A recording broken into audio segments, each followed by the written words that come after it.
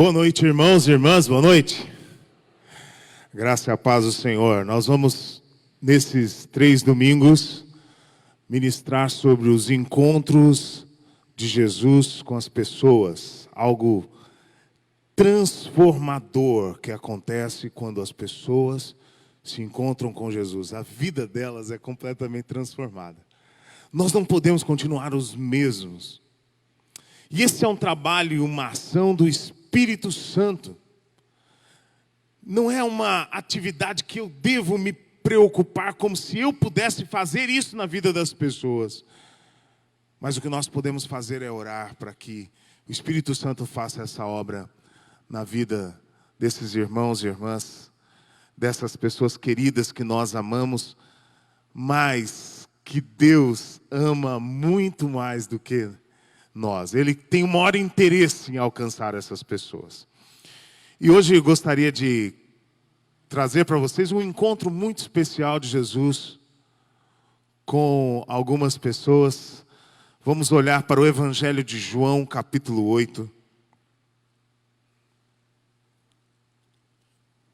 Evangelho de João, capítulo 8, os versículos de 1 a 11. João 8, de 1 a 11.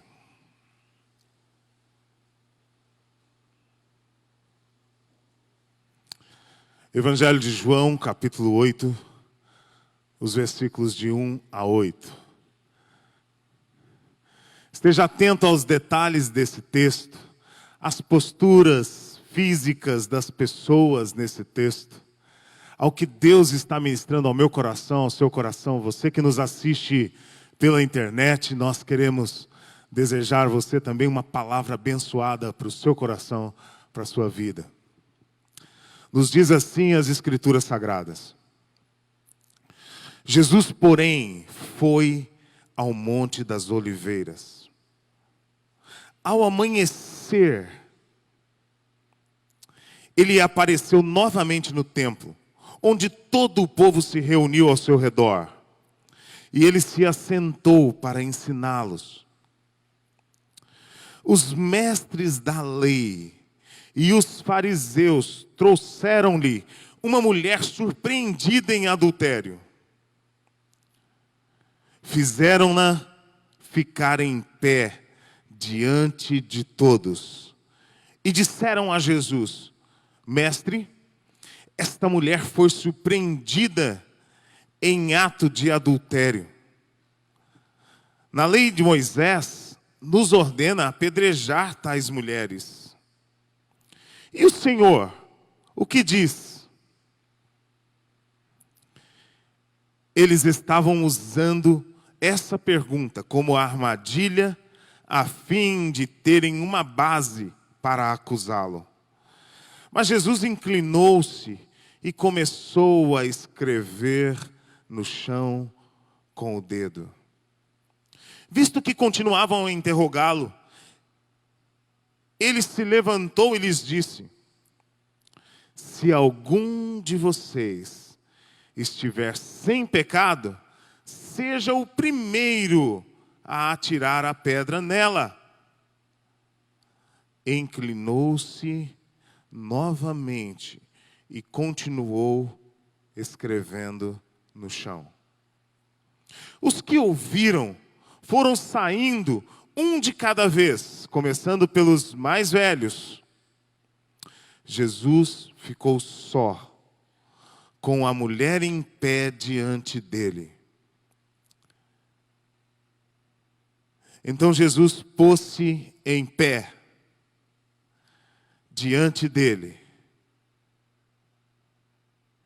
Então Jesus pôs-se em pé e perguntou-lhe: Mulher, onde estão eles? Ninguém a condenou? Ninguém, Senhor, disse ela. Declarou Jesus: Eu também não a condeno. Agora vá e abandone a sua vida de pecado. Vamos orar mais uma vez. Espírito Santo de Deus, Tu estás aqui. A Tua palavra é viva. eficaz, penetrante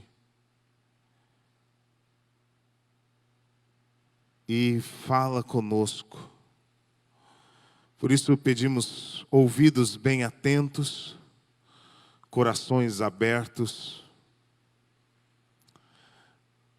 para o escutar da tua voz.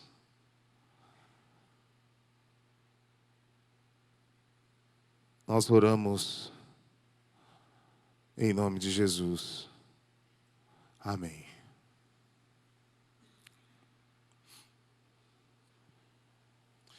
Meus irmãos, esse texto é um cenário lindo de uma cena jurídica. Há a cena de um crime, há a cena de pessoas acusando uma mulher. E Jesus também se manifestando, derramando o seu perdão e a sua graça a essa mulher. Mas nesta cena, nós percebemos que há um pretexto para acusar Jesus. Parece que todo um cenário foi construído para que Jesus pudesse ser acusado. Há uma sagacidade em alguns personagens aqui. A gente quer olhar para esses personagens que estão tramando uma armadilha e tentando fazer algo, colocar Jesus à prova. Por quê? O adultério era considerado um pecado de morte capital. Há uma condenação de morte para aquelas pessoas que cometiam esse pecado. Nós vemos em vários textos da Bíblia, como em Levíticos capítulo 20, versículo 10, dizendo: certamente, quando um homem e uma mulher forem apanhados em adultério, os dois mereceriam ser apedrejados. Há também uma declaração no livro de Levíticos e em outros livros da Bíblia, em outros textos das Escrituras, Levíticos e Deuteronômio, capítulo 17, versículos 6 e 7, dizendo que alguém que foi apanhado nessa circunstância deveria ser trazido por 2 ou 3 testemunhas, e essas 2 ou 3 testemunhas tinham o direito de arremessar primeiramente uma pedra para o apedrejamento e a morte. Mas qual é a sagacidade, então, e a armadilha dos fariseus e escribas e doutores da lei? É que se Jesus concorda com esta ação, ele está usurpando o lugar e a posição do Império Romano. Porque o Império Romano não permitia que ninguém pudesse executar uma condenação capital. E se Jesus assume em dizer: olha, então apedrejam-na, ele está indo contra o Império Romano. Por outro lado, se Jesus, como doutor na lei, como mestre, como rabino, conhecedor da lei, como um profeta, se ele não cumpre o que a lei de Moisés determina, ele também está desqualificado para ser ouvido como profeta. Que situação? Que trama? E como resolver isso?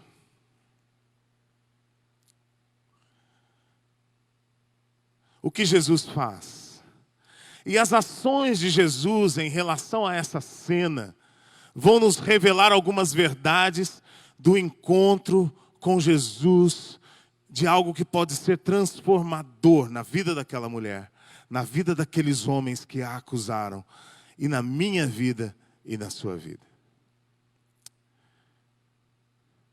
Jesus responde, e as suas respostas àquela situação vão dando para nós aqui algumas verdades que nós precisamos declarar. A primeira verdade que eu gostaria de declarar nesse texto e nessa história é que somos todos pecadores. Hashtag somos todos pecadores. Vamos falar juntos? Hashtag. Vira para quem está do seu lado e faz assim, ó. Somos todos pecadores.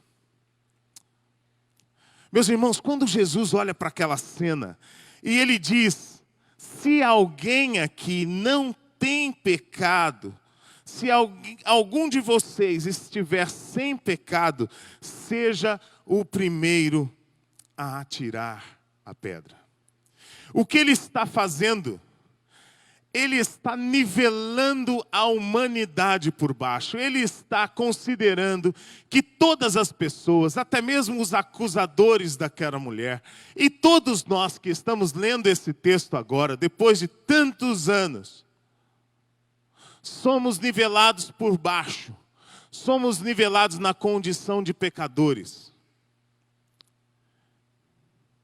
E o grande problema dos fariseus e dos doutores da lei é o que C.S. Lewis afirma, dizendo que o nosso maior problema é que usamos a Bíblia para examinar os outros e não a nós mesmos. O nosso maior problema é que usamos a Bíblia para examinar os outros e não a nós mesmos. Portanto, quando eu olho a Bíblia e vejo o que a Bíblia diz, eu preciso fazer uma autoanálise, eu preciso ver o que a Bíblia está revelando a respeito de mim, porque as Escrituras Sagradas revelam quem nós somos, e a Bíblia diz que somos pecadores. A Bíblia diz que não há um justo sequer. A Bíblia diz que nós temos inclinação para o mal. O apóstolo Paulo diz que o bem que eu queria fazer eu não consigo, o mal que eu não queria fazer eu estou sempre praticando. A Bíblia diz que nós somos pecadores e que o salário do pecado é a morte. A Bíblia diz que todos pecaram e carecem da glória de Deus e da graça de Deus. As Sagradas Escrituras nos dizem que por um só homem entrou o pecado no mundo e pelo pecado a morte passou então a todos os homens, porque todos pecaram. Há uma falência, há uma denúncia de que todos nós somos pecadores. O que Jesus está fazendo, ele está nos provocando em dizer que o pecado de acusar ou de julgar as pessoas é de maneira equivalente ao cometer o pecado de adultério. O que Jesus está provocando em nós é que eu e você, e aqueles homens e aquelas mulheres tenham a capacidade de fazer um autoexame quando olhamos as Escrituras. Eu penso que existem pessoas que já estão condenadas pelo seu pecado, já se sentem apedrejadas, mesmo que ninguém ainda tenha tirado pedras. Porque quando julgamos as pessoas, quando olhamos as pessoas, quando até mesmo pegamos a própria Bíblia como se fosse uma pedra e enfiamos goela abaixo nos outros para que elas possam se converter ou mudar de vida, não estamos percebendo o mal que Deus não nos chamou para fazer. A Bíblia deve ter um papel de revelar quem nós somos, e não de examinar os outros, e não de expor a vergonha das outras pessoas. Sabe o que acontece? O que acontece aqui é como aquela história de que os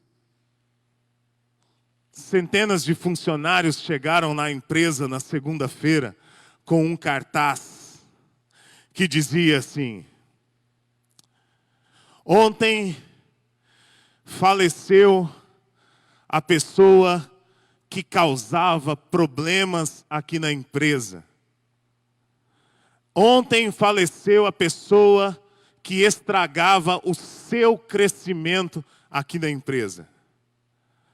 Estaremos todos no velório, na quadra, e todos os funcionários deveriam se dirigir para lá. Quando foram para lá, está lá o caixão e a fila para que as pessoas pudessem, então, se despedir.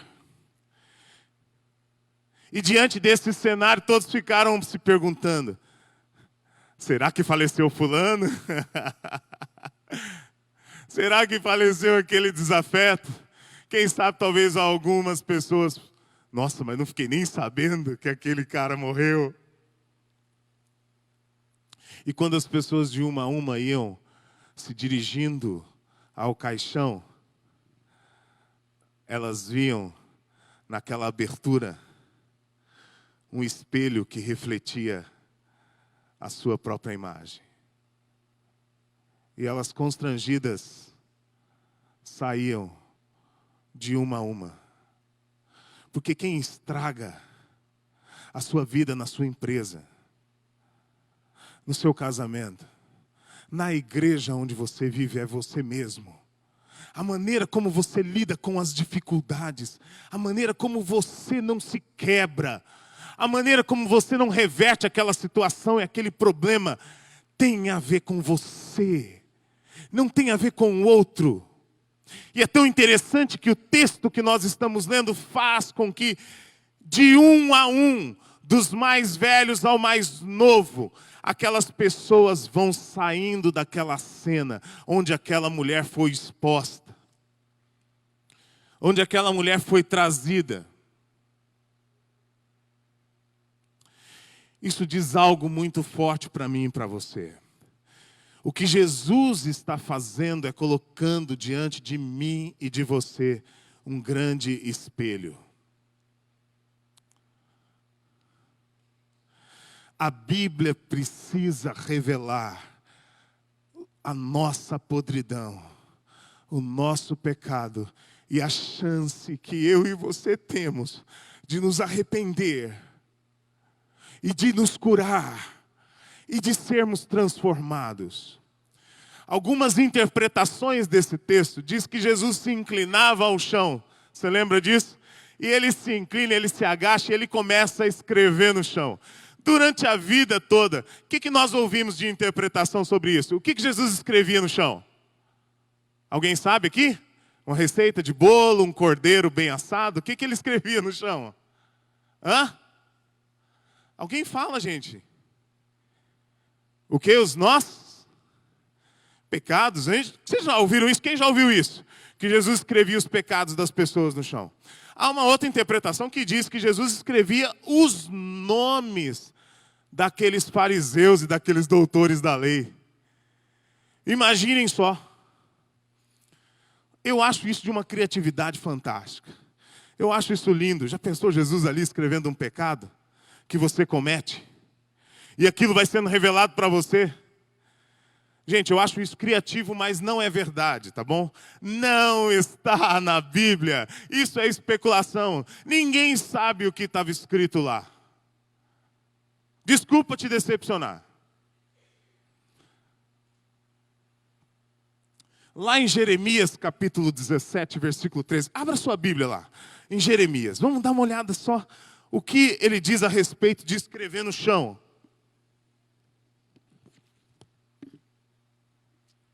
Jeremias 17, 13. Olha o que está escrito. Ó Senhor, esperança de Israel, todos os que te abandonarem, olha só, todos os que o quê? Te abandonarem, sofrerão vergonha, e aqueles que se desviarem de ti, terão seus nomes escritos aonde? No pó.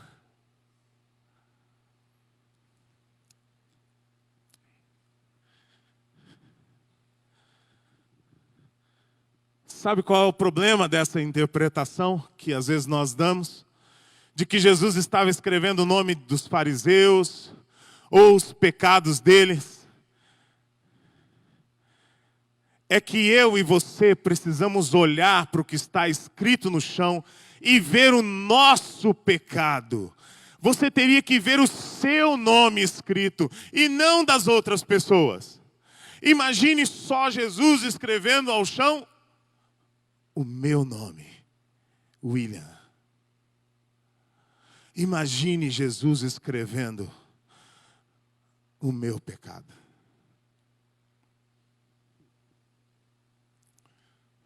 Mudou de figura, meus irmãos.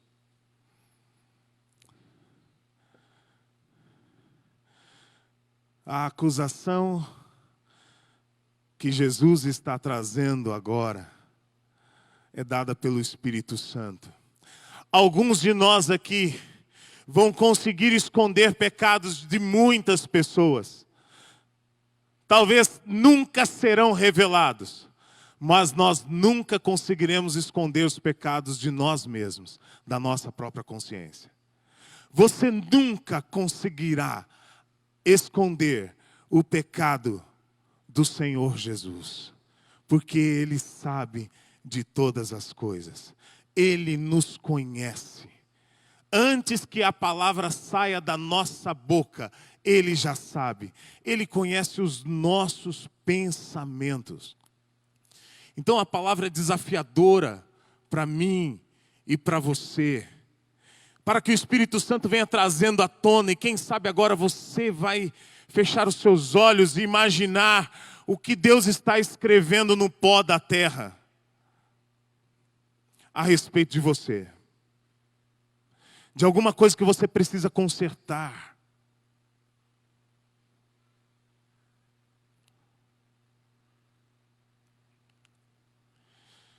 Mas eu quero te dizer uma boa nova. Uma boa notícia.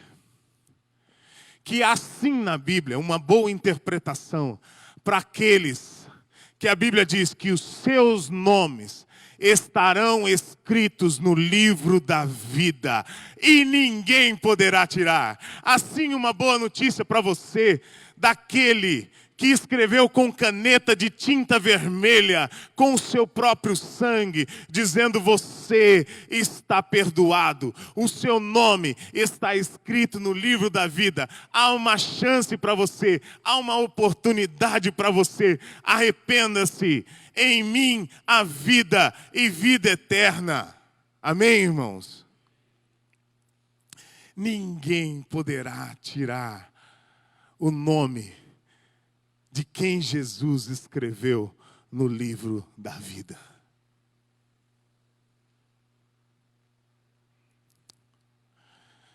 Hashtag somos todos pecadores.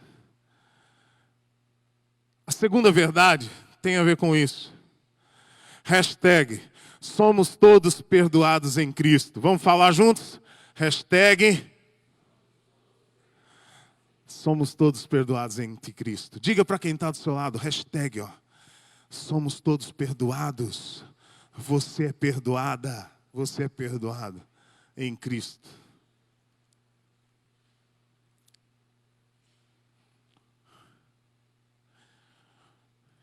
Meus irmãos, há uma verdade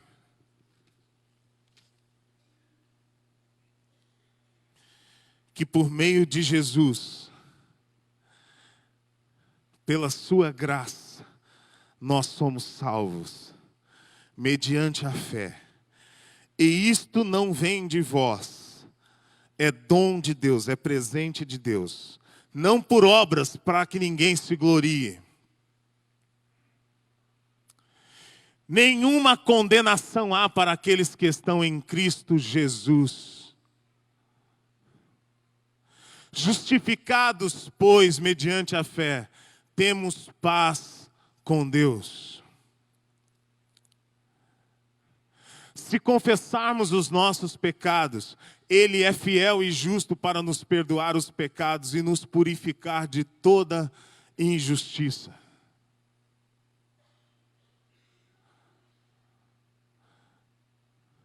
Jesus Cristo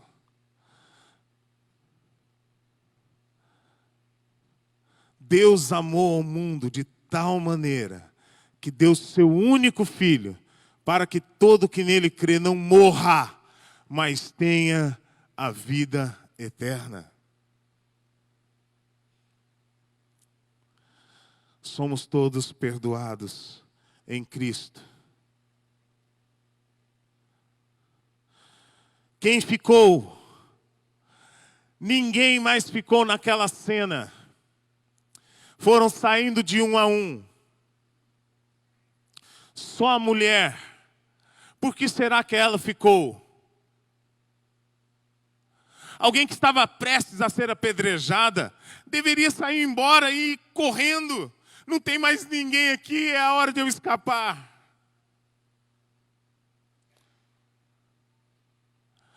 Existem algumas marcas do pecado que são muito difíceis de lidar. E nós vamos precisar de ajuda.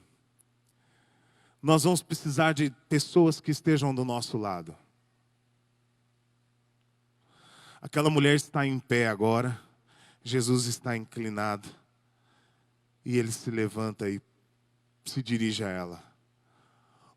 Onde estão os teus acusadores? Sabe por que Jesus fala isso? Naquele momento e naquela circunstância, se houvesse uma testemunha ou duas testemunhas, 3 testemunhas, essas 3 pessoas poderiam pegar uma pedra e atirar naquela mulher. Mas eles não fizeram isso. Então, nem juridicamente, aquela mulher estava sendo condenada. E há muitas falhas no processo jurídico, por quê? As Escrituras dizem que tanto o homem quanto a mulher deveriam ser trazidos para o apedrejamento. E olha só a armadilha, eles levaram só a mulher. Onde estava o homem? Talvez eles deveriam segurar a mulher em custódia, esperando para que o homem também pudesse ser apresentado. Não, mas o desejo deles não tinha nada a ver com a mulher. Eles queriam acusar Jesus de alguma ação que o condenasse.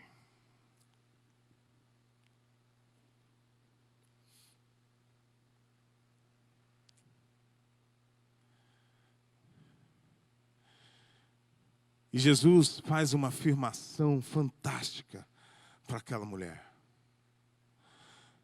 Onde estão os teus acusadores?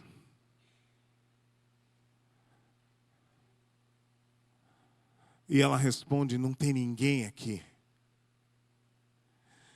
E ele então diz a ela, declarou Jesus, eu também não a condeno, eu também não a condeno.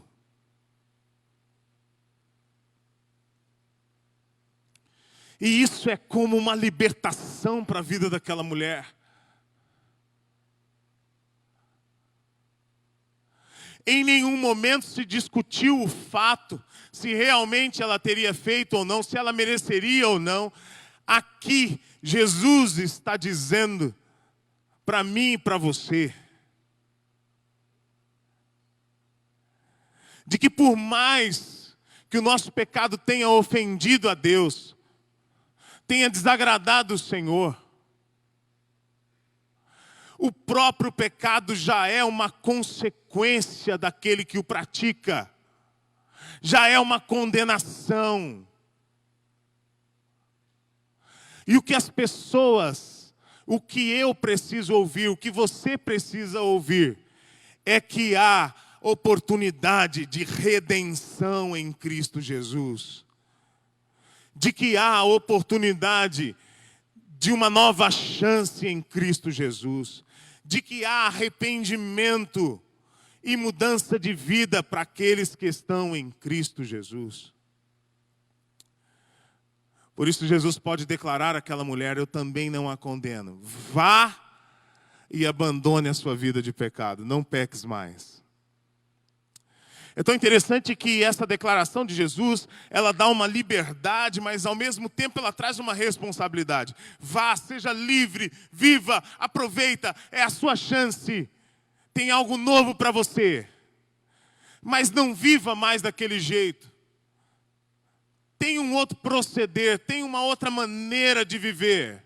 Não peques mais.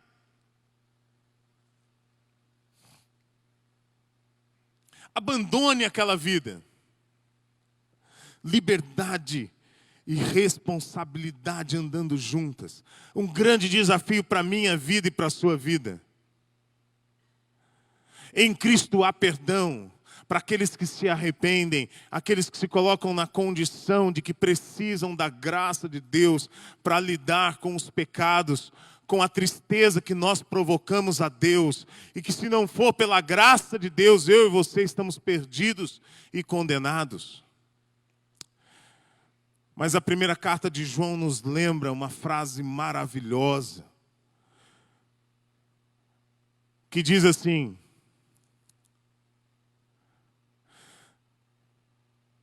filhinhos, estas coisas eu vos escrevo para que não pequeis.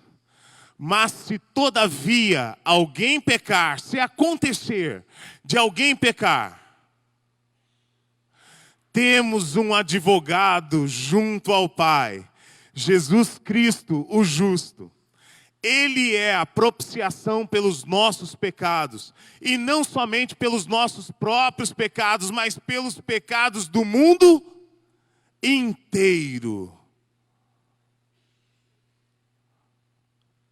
Agora Jesus assume o papel do advogado de defesa. É tão interessante que nesse processo jurídico ele domina e ele está em todas as peças. Alguém da promotoria dizendo que a lei deve ser cumprida. Alguém como advogado de defesa dizendo que agora essa pessoa pelo sangue de Cristo é purificada porque ela foi justificada.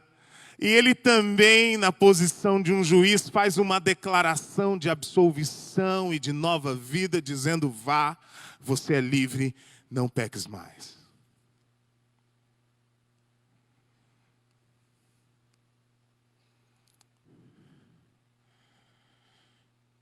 Essa é a boa nova do Evangelho. É isso que acontece nos encontros que Jesus tem comigo e com você. Apesar de mim, apesar de você, Deus, pela sua graça, pelo seu amor, nos salva, nos redime, nos dá uma segunda chance. Não usem mais a Bíblia para examinar os outros. Usem a Bíblia como um espelho para revelar aquilo que quem nós somos. E quando você fizer isso, você vai descobrir também o que Deus fez por você através de Jesus Cristo para te lavar, para te purificar, para te transformar e para dizer para você: vá, pode sair daqui renovado, diferente de como você entrou. Há perdão, há cura, há oportunidade de vida, há segunda chance. Não porque eu quero ser bonzinho ou porque eu quero facilitar a vida para alguém.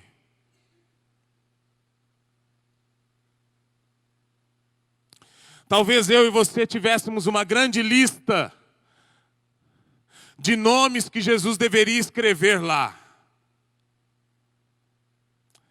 Menos o nosso.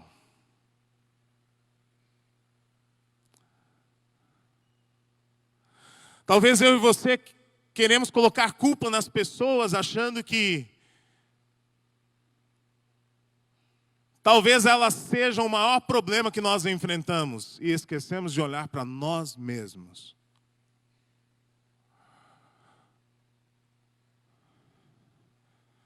Mas o convite hoje é um convite de renda-se àquele que pode perdoar, transformar, salvar a minha vida e a sua vida. Amém, irmãos?